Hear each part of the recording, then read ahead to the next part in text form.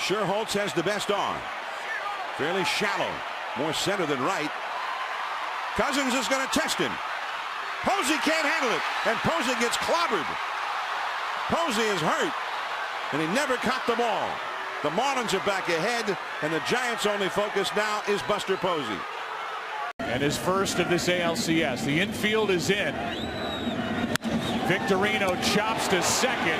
Throw home and out at the plate. Big collision from David Ross as he just plowed into Avila, who held on for out number 2.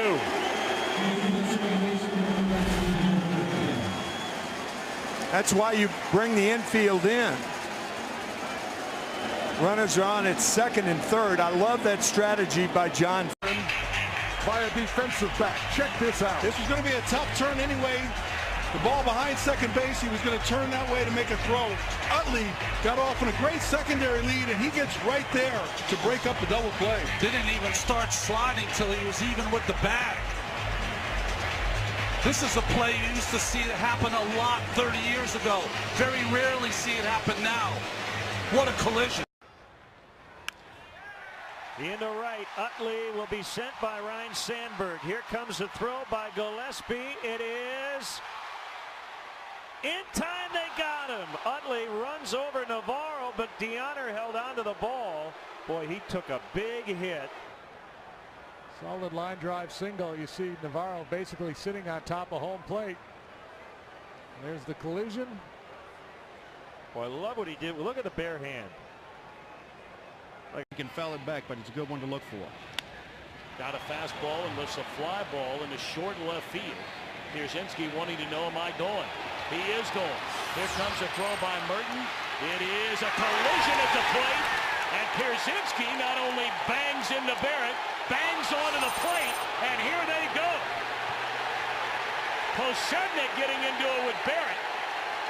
And now both dugouts empty behind home plate. I mean, there is some hooking going on in the bottom of 2 piles. Pierzynski ran right through Barrett and then slammed his hand on home plate. And Barrett came after him. Posednik wound up more involved with Barrett than Pierzynski did. And picked him up. This is the kind of thing that can help each team. The White Sox are already a unit that have proven they're there for each other, and the Cubs, this could really cement them together.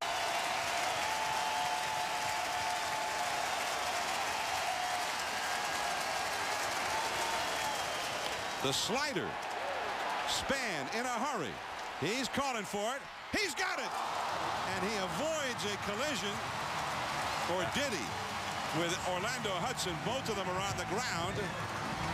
So they may have clipped one another. Span tried to avoid the collision with Hudson. He was screaming all the way that he wanted it. And he got it, but both of them are on the ground now.